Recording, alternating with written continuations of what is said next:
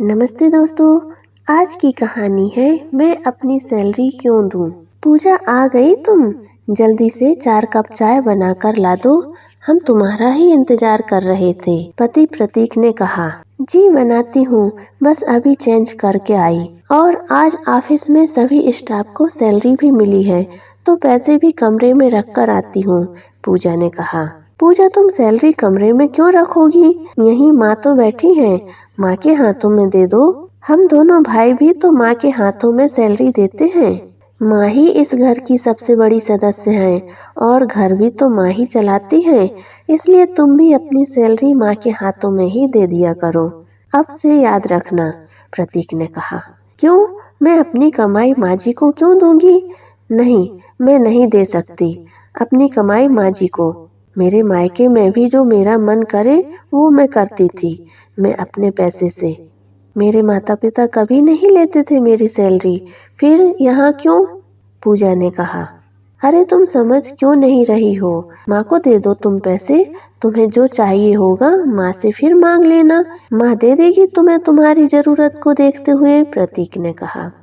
नहीं नहीं, बिल्कुल नहीं, मैं अपनी कमाई किसी को नहीं दे सकती। मैं समझदार हूँ और मुझे मेरे पैसे कहाँ रखना है, कैसे रखना है, कैसे खर्च करना है, सब पता है। मैं अपनी कमाई अभी माँ जी को दे दूँ, जब जरूरत हो उनसे जिद कर 100 तरह के हिसाब देकर मैं पैसे मांगती रहूँ? नहीं, ये नहीं हो सकता मुझसे। मैं सुबह 4 बजे से ही जगकर सभी काम खत्म करती हूँ, फिर लंच डिनर बनाकर ऑफिस जाती हूँ।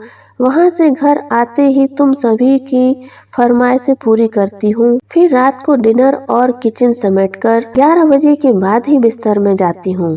ना ही किसी का सहयोग, ना ही किसी की मदद। फिर क्यों मैं अपनी कमाई किसी को दूँ? मेरी कमाई पर सिर्फ मेरा हक है। आज के बाद फिर कभी मत कहना ये सब मुझे। और हाँ, आज के बाद फिर कभी मेरी कमाई पर तुम लोग उम्मीदें मत करना, प्रतीक जी। पति और सास सहित सभी अवाक होकर एक दूसरे के मुख ताकने लगे। पूजा और प्रतीक की शादी को 2 महीने हो गए हैं। पूजा शादी से पहले ही जॉब कर रही थी। एक ही शहर में मायका और ससुराल होने की वजह से पूजा को ट्रांसफर जैसी कोई समस्या नहीं हुई। शादी के शुरुआती 1 महीने पूजा ने छुट्टी लेकर घर गृहस्थी को अच्छे से समझ लिया और फिर जॉब ज्वाइन किया। पूजा के ससुराल में सास का ही बोलबाला है। ससुराल में सास, ससुर, प्रतीक और उसके छोटे भाई विजय हैं। दोनों बेटे अपनी माँ के कहे अनुसार चलते हैं। यहाँ तक कि देवर भी अपनी सैलरी माँ को देते हैं और माँ ही अपने तरीके से घर चलाती है। पूजा के आने से सास बहुत खुश थी कि अब बहू की सैलरी भी मुझे ही मिलेगी, जबकि सास घर के कामों में बिल्कुल हाथ नहीं बटाती थी। पूजा भी आज के जमाने की लड़की है, इसलिए उसने शुरू में ही अपने हक के लिए बोलकर भविष्य में होने वाली किचकिच से दूर रहना ही उचित समझा। बहू के पैसे पर ससुराल वालों की उम्मीदों को खुद से हमेशा के लिए मुक्त कर लिया। दोस्तों, क्या पूजा ने सही किया अपने लिए बोलकर? आपको कहानी पसंद आई हो तो लाइक जरूर कीजिए, चैनल को सब्सक्राइब कीजिए। नई कहानियों के साथ फिर मिलेंगे। जय हिंद, जय भारत। खुश रहिए, खुश रखिए।